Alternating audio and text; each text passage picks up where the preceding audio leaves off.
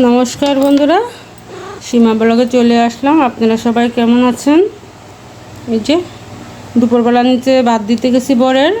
তো আমি নিচে ইলিশ মাছ বিক্রি করতেছে, তো দেখলাম মাছ আজকে ইলিশ মাছ কেটে বিক্রি করতেছে, ডিমগুলো আলাদা। তো ডিমগুলো দেখে বলতেছি অনেক দিন পর মাছের ডিম অনেকগুলো একসাথে দেখলাম। তারপরে বলতেছি আর কি যে অনেক দিন ধরে ইলিশ মাছের ডিম রান্না করে খাওয়া হয় না। তো বলার সাথে সাথে উনি আমার বর কী করলো, এই মাছটা হাতে ধরিয়ে দিল।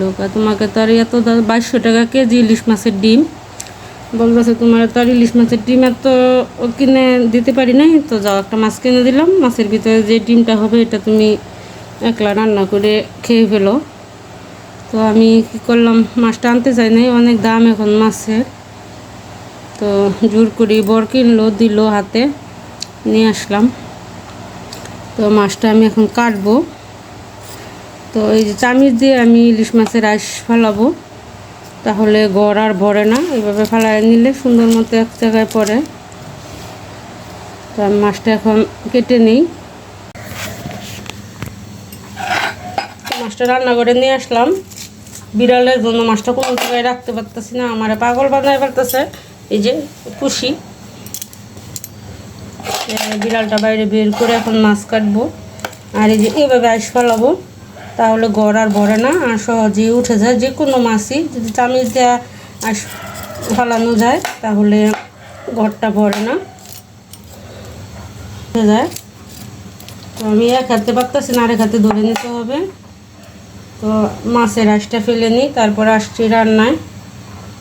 বন্ধুরা, যে মাছের আঁশটা আমি ছাড়িয়ে নিলাম, 30 সেকেন্ড লাগছে মাছের আঁশটা ফালাইতে। তো এখন আমি মাছটা কেটে নিয়ে দেখি, মনে হয় ডিম হবে। যদি ডিম হয় তাহলে ডিমটাই রান্না করব। বন্ধুরা, মাছটা কেটে চলে আসলাম। এই যে মাথাটা কচু শাক আছে, এটা দিয়ে রান্না করব। আর এই কটা পিস হয়েছে, ছোটো ছোটো করে পিস করে নিচ্ছি। আর এই যে আমার ডিম, এই যে 2টা ডিম। আমি রাত্রে আজকে 2টা ডিমই রান্না করব শসা দিয়ে, মাছ আজকে রান্না করব না। তো শসা কেটে নিই, তারপর রান্নায় আসছি। বন্ধুরা, এই যে ছোটো ছোটো পিস করে নিয়েছি ডিমের। আমি শসাগুলো দিয়ে রান্না করব, ছোটো ছোটো শসা। এগুলো আমি এখন কেটে তারপর আসছি রান্নায়। বন্ধুরা, এই যে শসাটা কেটে নিয়ে আসলাম এইভাবে লম্বা লম্বা করে, একদম কড়া শসাগুলো। তো প্যানে তেল দিয়ে দিলাম, আর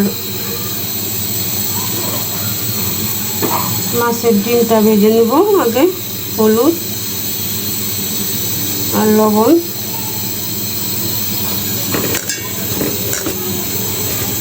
এই ইলিশ মাছের ডিম পেঁয়াজ কাঁচামরিচ দিয়ে ভেজে খেলেও ভালো লাগে একদম। আবার ঝিঙ্গা দিয়েও ইলিশ মাছের ডিমের ঝোল ভালো লাগে। তো ডিমগুলো এখন ভেজে নেব।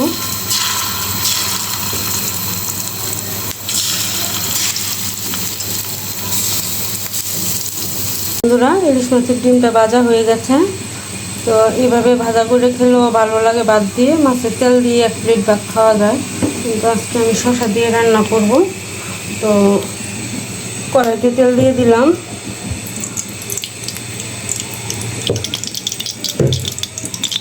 দিয়ে দেবো কালো জিরা সম্বারে, অল্প একটু কালো জিরাই দিলাম। দিয়ে দেবো পেঁয়াজ বাটা,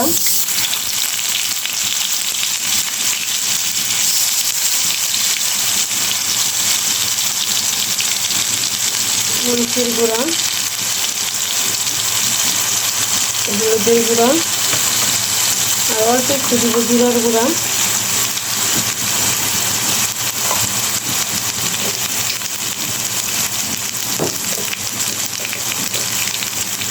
লবণ, অল্প একটু জল দিয়ে দিব মশলাটা কষানোর জন্য।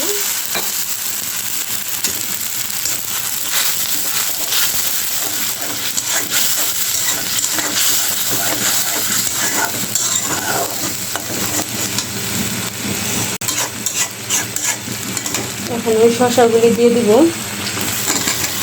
তো শসাটা আমি ভালো করে একটু কষিয়ে তারপর আমি জল দিয়ে তারপর আমি ইলিশ মাছের ডিমগুলো দিব। তো শসাটা একটু সিদ্ধ হোক। বন্ধুরা শসাটা কষানো হয়ে গেছে, এখন আমি জল দিব।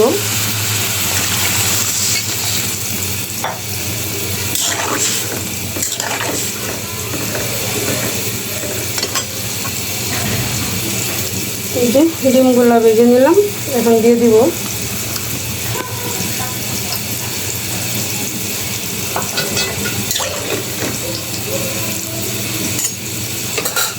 হতে থাক। ইলিশ মাছের ডিম শসা দিয়ে তো হয়ে গেছে, এখন নামিয়ে নিব। শসাটা একদম সিদ্ধ হয়ে গেছে। বন্ধুরা হয়ে গেল আমার ইলিশ মাছের ডিম দিয়ে শসা দিয়ে ঝোল। তো আপনারা ওইভাবে রান্না করে খেয়ে দেখবেন, অনেক ভালো লাগে। নোনা ইলিশের ডিমও ভালো লাগে শসা দিয়ে। তাছাড়া ঝিঙ্গে জালি এগুলো দিয়েও ডিম দিয়ে ঝোল করলে ভালো লাগে। তো আমার রান্নাটি কেমন হয়েছে কমেন্ট করে জানাবে, আর একটি লাইক দিবে, সাবস্ক্রাইব করে পাশে থাকবে। নমস্কার।